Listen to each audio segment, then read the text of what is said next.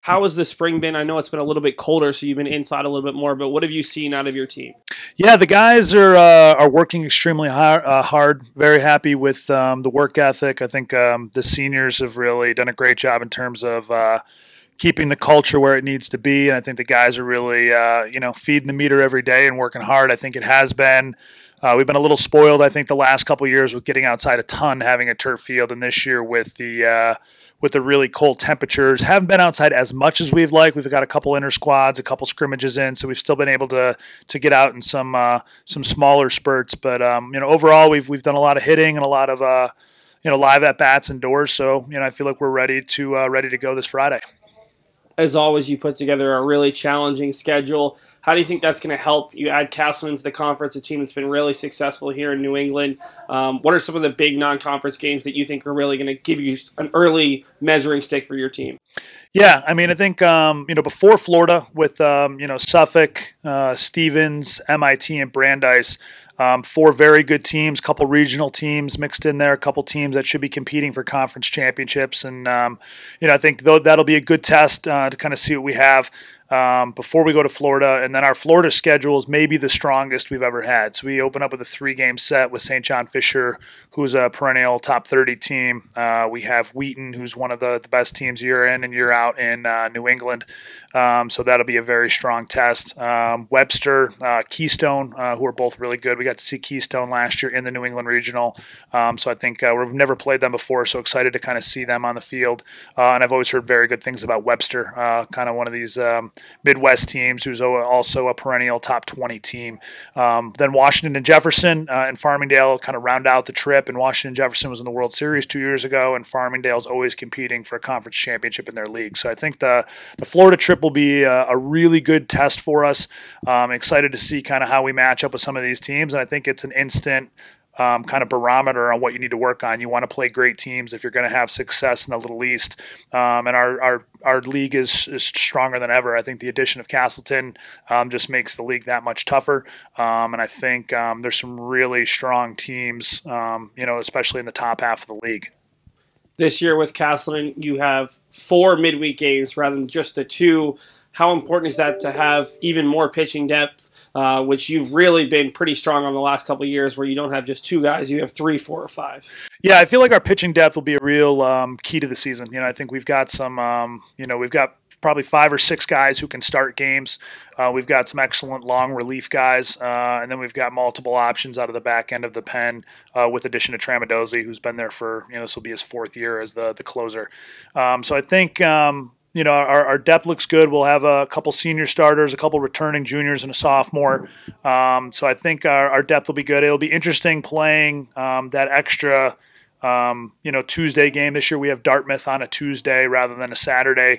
It's always a battle when we play them. And Southern Maine, who's been our kind of home and home opponent since I started here. So a couple really strong Tuesday opponents this year, which will be interesting to see how that goes, because that also affects your rotations against big non-league games on those weekdays.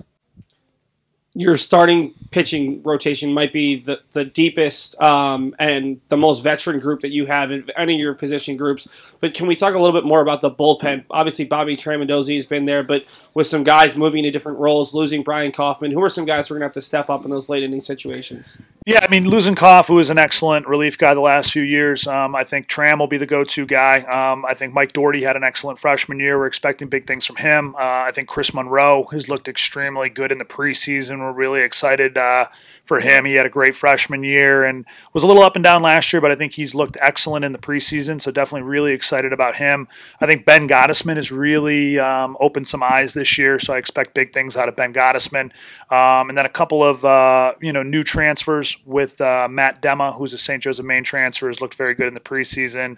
And Kelly Colleen from Franklin Pierce is throwing the ball well this preseason as well.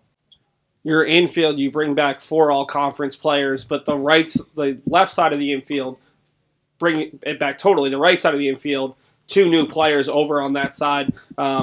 what have you seen out of that group, and kind of who has maybe stepped up their game heading into the season? Yeah, I think Boudreas moving from DH to first base. He looks really comfortable over there. He played first base all summer, and I think he's a former All-Region third baseman, so he can definitely handle it over there. I think he's still getting comfortable with some of the nuances of the position, but every day he's working hard at kind of being a better defensive first baseman.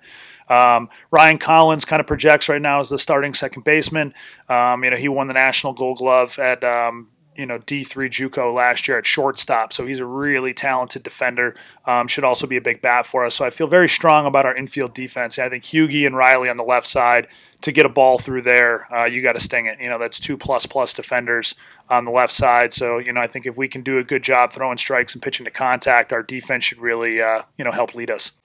You lose two key pieces in the outfield, Wanderson Pinellas and Sal Frascino, who played in more games than any player in program history, but you do bring back two starters. Who's maybe going to plug in that third spot, and who are some of the guys who maybe will provide some late-inning defensive replacements or get some of those spot starts? Yeah, I think right now, the day one outfield will be Cesare in left, who played a lot of left field at the end of last season, Danny Brown in center field, and Nick Herzog in right. And Danny Brown has looked outstanding all fall, all spring. He was a really highly recruited player out of high school, and I think he'll do very well. He was a little dinged up last year, wasn't healthy for kind of the first half of the season, but he's got tremendous speed. He's got some pop in his bat, and he's a phenomenal defensive outfielder. And I think replacing Sal, who was just so good out there for 4 years. I think Brownie's done a nice job really tracking down fly balls. He's got a very strong arm, so I think he's going to do a really nice job out there in the outfield for us. DH is maybe the biggest question mark for the people who aren't around the program every day, because Kyle Boudreas moves to first, and there's not a guy who's obviously going to fill that role. Who are some of the guys who will get some at-bats in that DH spot? Yeah, that's been a big battle in the preseason. So we have, there's been 4 or 5 guys who are really sort of in the mix day to day. I think Brandon Salucci, who's a transfer, is a righty stick from Hudson Valley CC, has looked very good. So is Nick Palma, who's a sophomore outfielder who can really hit from the left side. And then a couple other upperclassmen with Kyle Brzezinski, Kyle Penny, and Nick Catraro. All 3 of those guys can really swing the bat as well. So I think we might do some lefty-righty platoon early in the season, try to give some guys some opportunities and just let it be decided on the field, see who really runs with it. In the preseason, it's been sort of a coin flip. I think all 5 of those guys have had some really good live at-bats, and they've had some days where they maybe haven't done as well as we'd like to see. So I think it's going to be a battle, and I'll be kind of curious to see which way that position goes.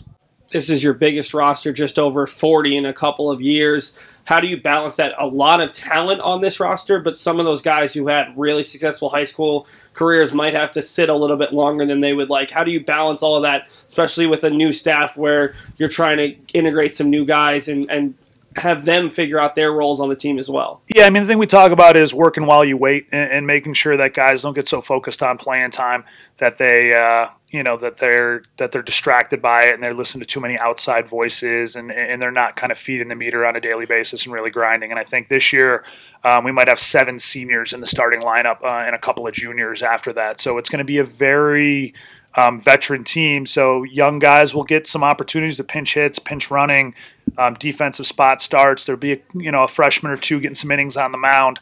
But it's a pretty veteran ball club, all right? And I think if you want to compete for championships, you're never going to be rolling out a million freshmen in the starting lineup, and we really haven't done that. We're usually a team that you pay your dues for a couple of years, you get in, and then you're ready to perform. And I think we've seen that with a lot of the guys that are in the starting lineup right now. Were not impact players as freshmen. If you look at Herzog and Riley and Cesare, Danny Brown, McCormick, all these guys got a little bit of playing time as freshmen, maybe late inning defensive guys, pinch hitters, but now they're key pieces because they've continued to progress and really develop through a year or 2 in the program.